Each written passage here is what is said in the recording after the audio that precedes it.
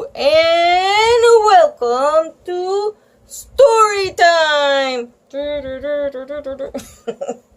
Never mind. I can't sing at all. Trust me. How are you guys doing? I know you guys get tired of me saying this, but isn't it so hot? It said 104. 104. I was melting. Welcome, everybody.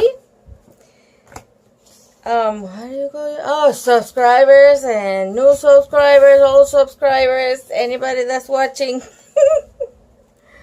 I'm so tired. Let me tell you. I got an update on the kitties.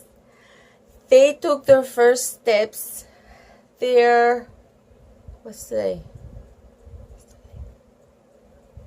What's today? Hang on. Is today 20 or 19? Where am I? I'm looking at August. Today is Thursday, the 20th.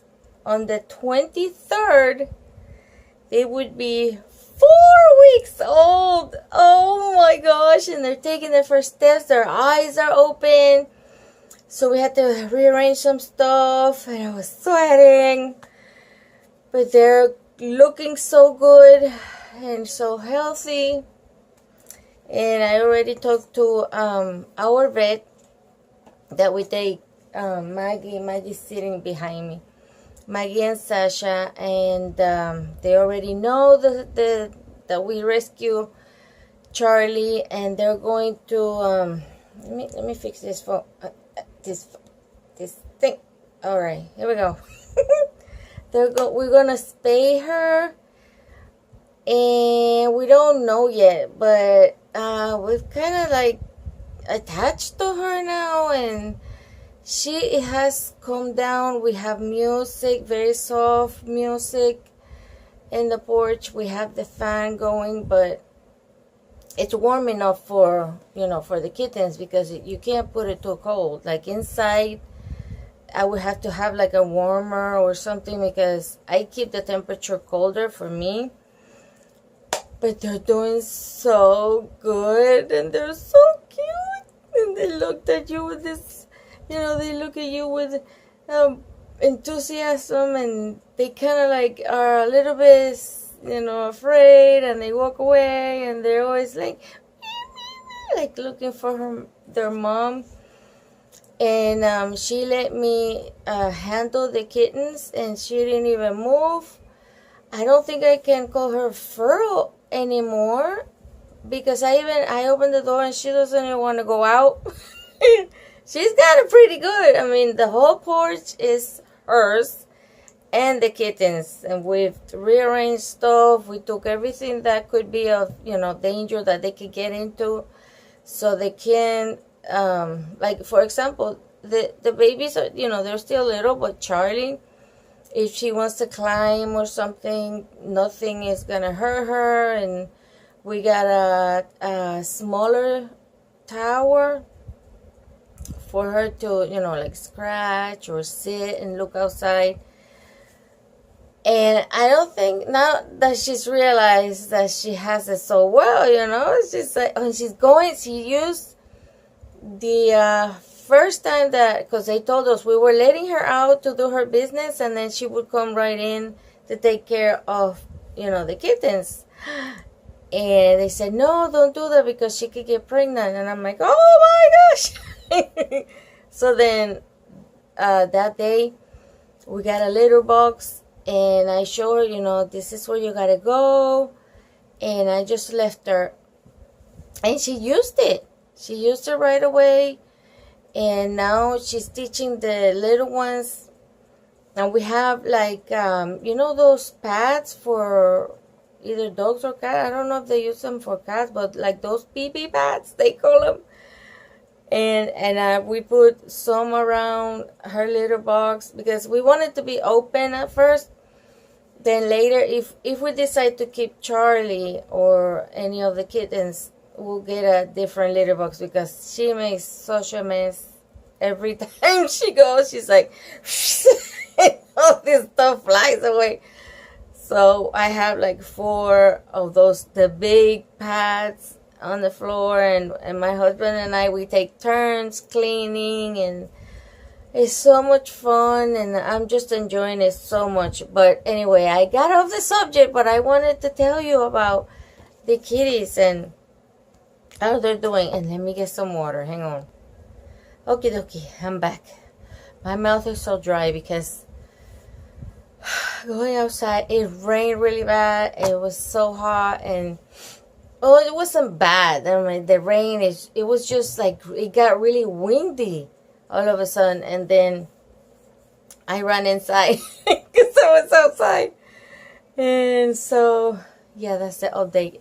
If I keep talking about the kitties, I will not read a story, but I wanted to give you guys an update on how they're doing. They're doing really good. Anyway, I wanted to do this story. It's called The Boy Who Ate Dog Biscuits. Oh my gosh. By Betsy Sachs. And it's a fiction stepping stone. A chapter book. Look, they're both eating biscuits. Ew! Have you done that? When my daughter was little, she did that one time. I'm like, don't you eat that? Oh my gosh. Oh, to Carl, my favorite brother. Oh, that's so cute. See? Oh gosh. All right, let's see what this is all about, because it can't be just that. Okay, here's a picture. This one is black and white. Oh, I hope you can see because it's so faint. Like, sometimes I feel like just sitting there and like drawing some color on them. But here we go. 7 minutes already. Can you believe I will not shut up? But here we go. The story now. Billy, don't forget your bed. Mom, Billy getting called back to his mother. Cleaning my room doesn't make sense. It's only gonna get messy again. Uh-huh. Billy pulled his torn pants from under the bed. Where would he hide them? He didn't want his mother to find out he'd ruined his new clothes. A yellow dog biscuit fell out of the pants pocket. It was covered with lint. Bright green clay was stuck to one end. Billy picked the fuzzy lint off and most of the clay. Oh, I saw the mom was yelling at him. Billy picked the fuzzy lint off and most of the clay. He took a small bite. Chicken flavor was his favorite. Billy took another bite. Then he put the other half in his hip pocket. He wanted to save some for later. He dug his school bag out of the closet and stuffed the torn pants into it. His mother would never think of looking there, now that it was summer. Mom, Billy called. He straightened up his bed. I'm done. My kids used to do that to me. Don't do that. We will find it. Billy pulled on a faded blue t-shirt and brushed back his straight brown hair. He grabbed his baseball cap from the top of the dresser. In the mirror, he made sure the cap was on backward. Looks better, Billy's mother said from the doorway. Billy shut his closet door quickly. Can I go out now? I want you to come hold Sarah while I make her bed. Do I have to? Of course. But Howard's waiting. Tell him to come in then. And see me holding a baby? I'm sure he holds his brother. No way, Billy thought. Howard would never. Billy turned to the window. 5 minutes, he shouted. Billy, please. Miss Kitten picked up a pile of clothing off the floor. Okay, he said, I'm coming. He followed his mother down the hall. The baby's room was white, with little pink flowers all over the walls. In the crib, his baby sister was playing with a red plastic ring. Sit in the rocker, Miss Kitten said. Then she put Sarah in Billy's lap. Billy looked at his sister. She had dark red hair, just like his mother's, but her face was all bunched up. I thought babies were supposed to be cute. How come she looks like an old monkey? She is cute, Miss Kitten said. She looks like Grandpa, sweetie. Billy's mother shook out the clean pink sheets. She began to make up the crib. Goo goo, said Sarah. She snuggled against Billy's chest. She doesn't do anything, Billy said, but sleep and poop. Isn't that so true? Oh, look at him. Oh, that's so cute. Ha, said his mother. Come feed her sometime. That's boring too. Hardly. I can't do stuff with her like I could with a dog. You know, I've been praying for a dog for a long time, even before Sarah was born. Billy's mother said sometimes it takes a while for prayers to be answered, and it doesn't always happen the way you expect. Billy wasn't sure what his mother meant. All he knew was that he prayed for a dog, but a baby came instead. Miss Kitten put Sarah back in her crib. Nana and Grandpa won't find anything strange in your room when they stay over, will they? No, Mom. Can I go out now? Billy inched toward the bedroom door.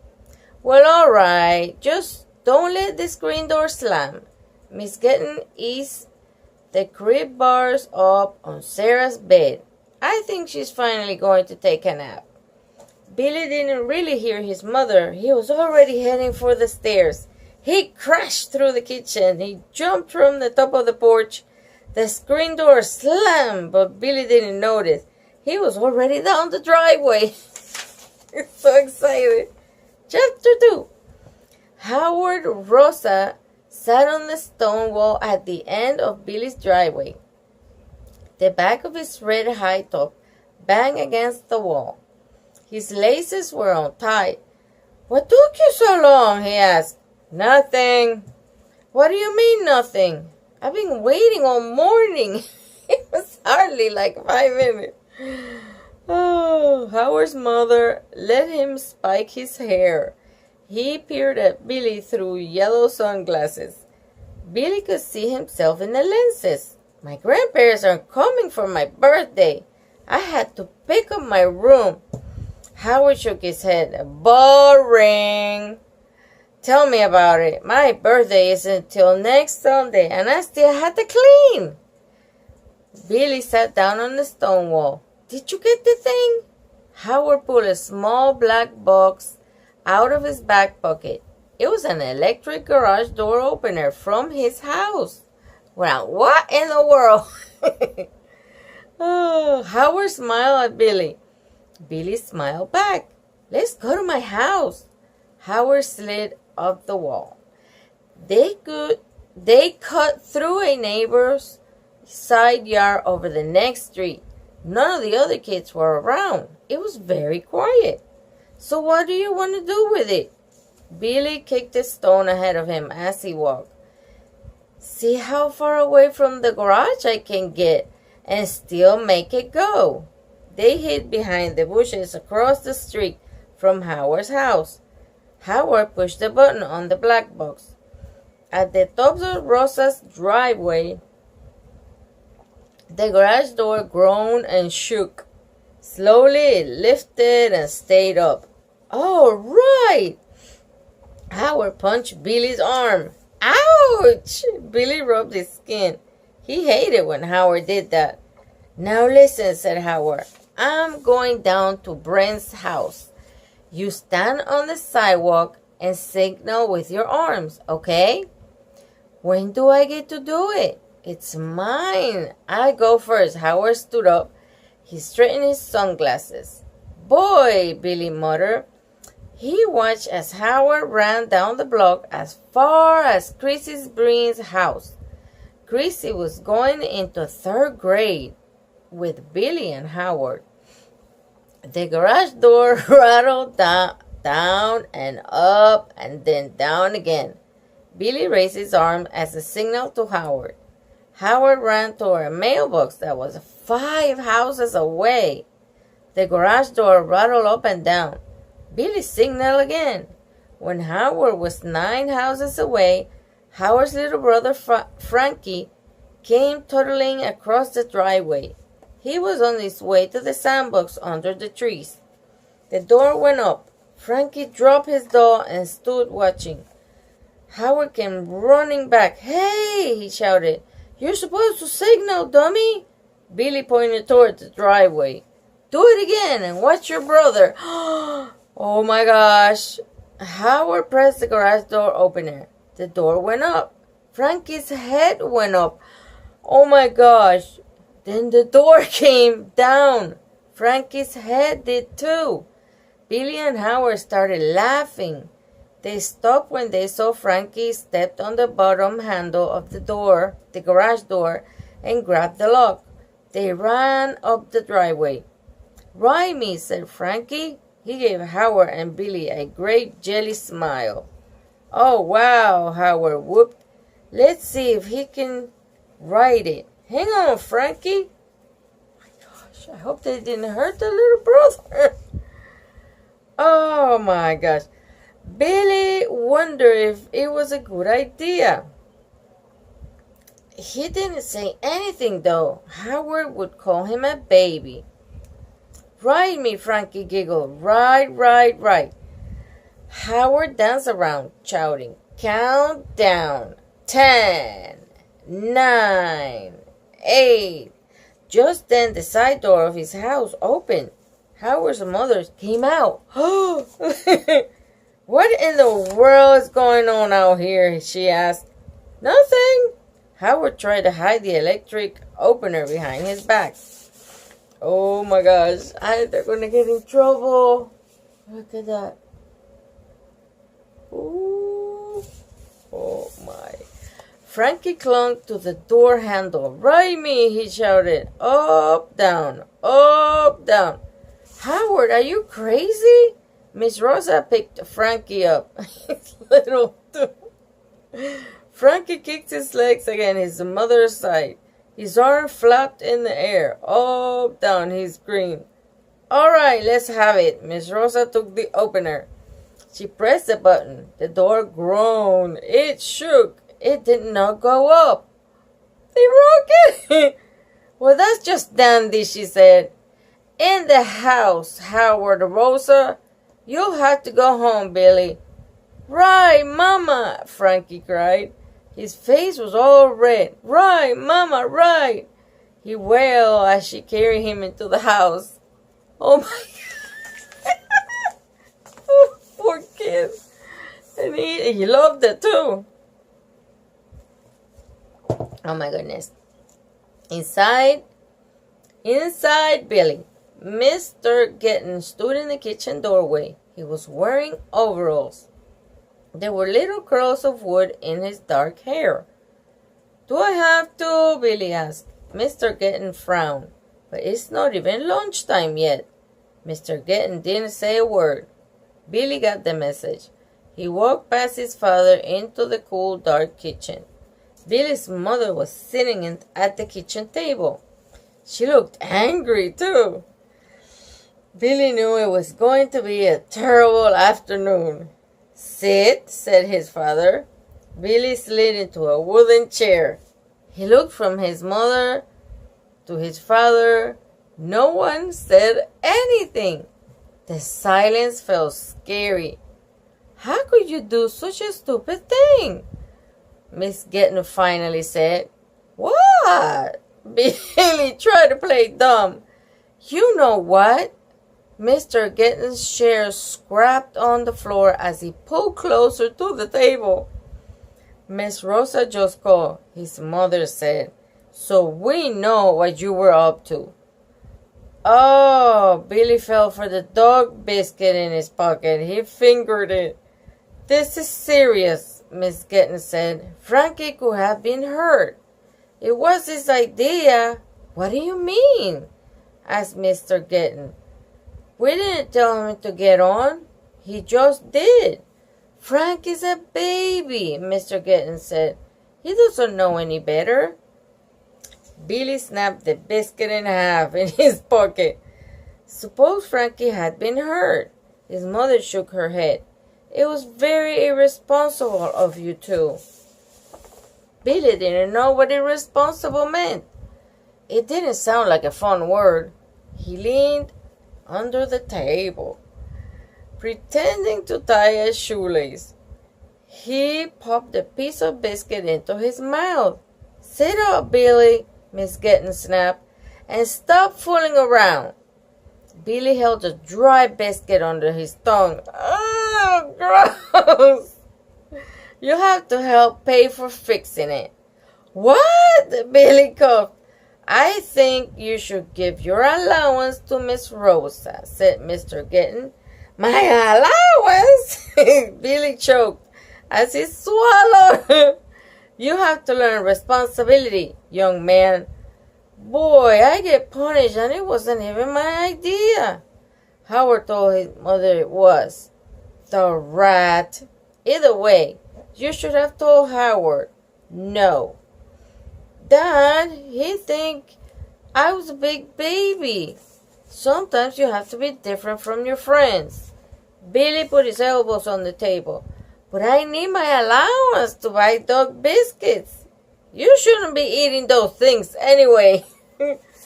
Billy put his head on his arm. Sarah's doctor even said they're okay. They're okay to eat? Oh my gosh. He also said, not too many. Miss Gettner frowned. They're meant for dogs, not people. Oh my gosh. That is gross. How is the doctor going to say they're okay to eat? They're so dry. I mean, they look dry. I never tried one. But just, But how can I teach Dr. Mike's dogs any tricks if I don't have biscuits? You should have thought of that first, his father said. Are you sure Dr. Mike doesn't mind you playing over there? Asked Miss Kitten. It's okay, I checked, Billy said. Honest. You'll better shape up, young man. Billy looked from one parent to the other. If you just get me a dog for my birthday, it'll be really good. Miss Kitten shook her head. I think you should be good first. You don't seem like you're ready for a dog, son. Not ready? That's all I've ever wanted. His mother stood. His father said, if you help around here, maybe we'll consider a dog. But not with the kind of stunt you pulled this morning. Billy didn't dare to say what he was thinking. He really should have gotten a dog instead of a baby. Oh my gosh. What good was a baby? She couldn't even run after a stick. I'm going to stop here because it's over 23 minutes. So we'll start on chapter 4 on the next video. Okay? So stay tuned. See what happens. Is he going to get a dog? Is he going to stop eating biscuits? We don't know. Stay tuned. Alright? Be good. Do your homework. Don't eat dog biscuits.